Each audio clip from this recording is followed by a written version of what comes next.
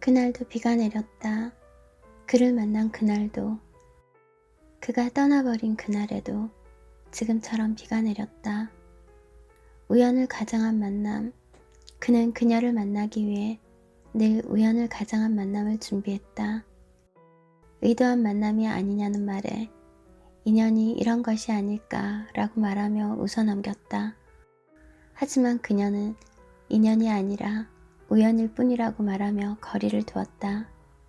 절대 다가서지 못하도록 넘어오지 못할 만큼 큰 담을 높이 높이 쌓아 올리며 그렇게 그를 밀어내려 했다.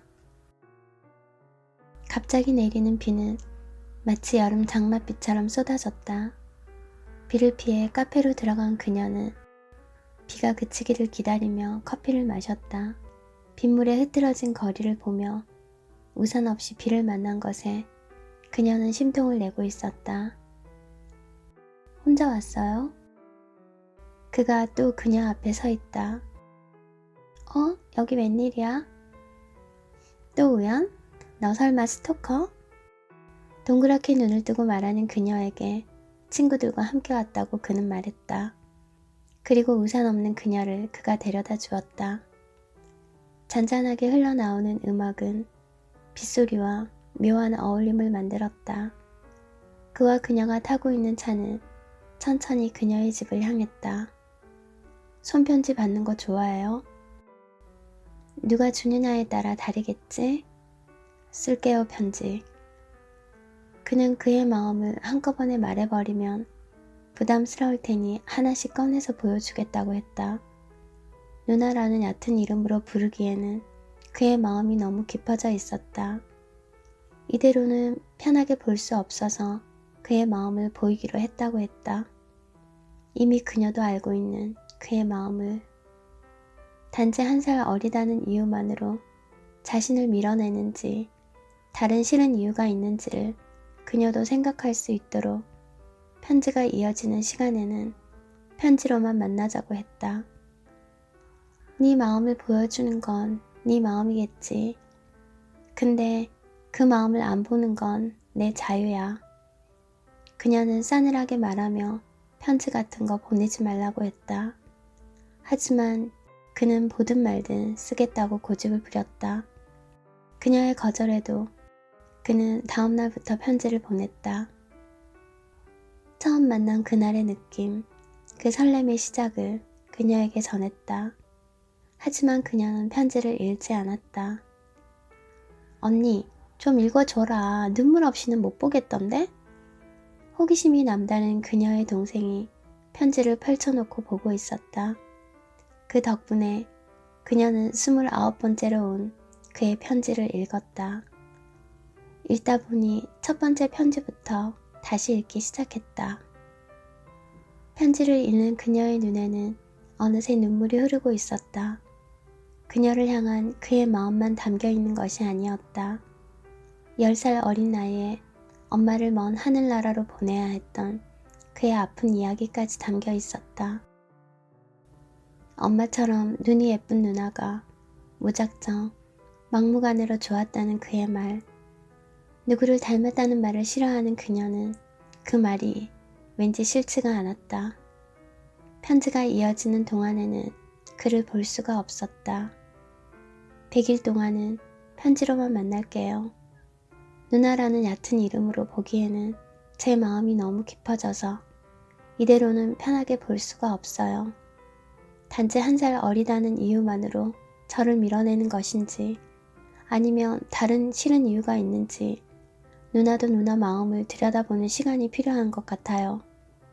우리의 끝이 제가 기대하는 것이 아니어도 받아들일게요. 해피엔딩이길 바라지만. 30번째 편지부터는 그녀가 기다리기 시작했다. 그의 편지를. 싫은 이유를 찾으려 노력도 했다. 아무리 찾고 뒤져봐도 떠오르는 게 없었다. 지울 수 없는 기억에 또 다른 누군가가 더해지는 것이 싫었을까?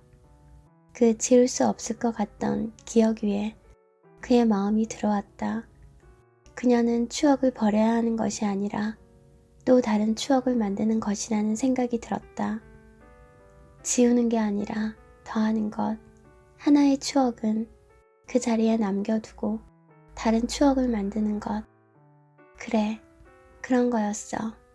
너라면 내 모든 기억까지도 안아줄 수 있을 것 같다. 65, 66, 67, 68, 69. 그리고 편지가 오지 않았다. 우편함을 열어보고 또 열어보았다. 편지는 오지 않았다. 그 다음 날도 편지는 오지 않았다. 그새 마음이 변한 거? 100일도 못 채우면서 무슨. 그녀는 이미 그에게 마지막 편지를 써놓았다. 그런데 편지가 오지 않았다. 편지 대신 전화가 왔다. 그의 친구에게서. 비를 좋아하던 그는 그 비를 맞으며 떠났다. 따스한 미소는 사늘하게 식어 있었고 그의 손에는 그녀에게 보낼 70번째라는 글이 적힌 편지가 들려 있었다. 마지막 순간까지 그는 그녀를 생각했다. 초등학교 5학년 전학 온 그날, 처음 그녀를 본 그날도 비가 내렸다. 그녀를 만난 그날의 비를 그는 좋아했다. 대학 2학년이 될 때까지 그는 그녀가 다른 사람과 행복해할 때도, 다른 사람 때문에 아파할 때도 늘 그녀를 바라보고 있었다. 그녀에게 누군가 필요한 순간에는 늘 그녀 옆에서 그 필요를 채워주었다. 난 왜 몰랐을까? 내가 그토록 널 밀어내려 했던 진짜 이유를. 내가 좋아하는 사람은 늘 내 곁을 떠났어. 너도 그렇게 잃을까봐 그게 두려웠던 거였어. 너만큼은 오래오래 내 곁에 두고 싶어서 내가 널 끝까지 밀어냈어야 했는데. 1년 후 그녀는 여전히 힘들고 아팠다. 그가 떠난 것이 그녀 때문인 것처럼 그녀는 괴로웠다. 차마 펼쳐보지 못했던 그가 남긴 마지막 편지. 그 편지를 그의 기일에 펼쳐보았다.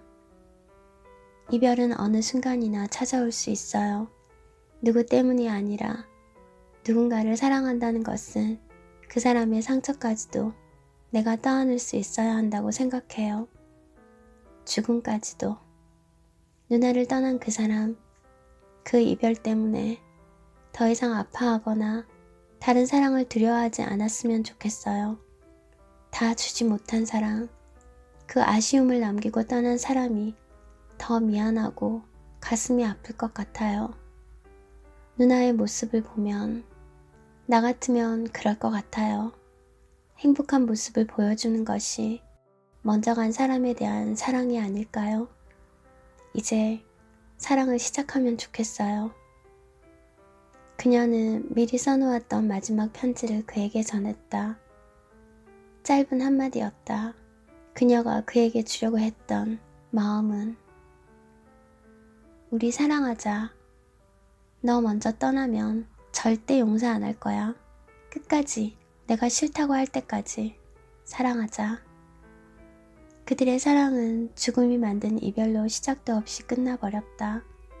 하지만 그녀는 더 이상 힘들어하거나 아파하지 않는다. 그가 더 미안해할까봐. 그녀를 사랑했던 그는 그렇게 그녀의 곁을 떠났습니다. 비가 오는 날이면 그녀는 여전히 그의 따뜻한 미소를 그리워합니다. 비가 오면 생각나는 사람이 있으신가요? 어쩌면 우리 모두는 아픈 기억이든 행복한 순간이든 어떤 찰나의 절절함을 간직하고 있을 것 같습니다. 시간이 더해지면 그 어떤 것이든 우리는 추억이라는 하나의 이름으로 엮어 우리 마음 깊은 곳에 담아두었다가 이렇게 비가 오는 날이면 꺼내보기도 합니다. 좋은 추억을 떠올려 볼 수 있는 촉촉한 빗물과 함께 좋은 시간 이어가시기를 바랄게요. 감사합니다.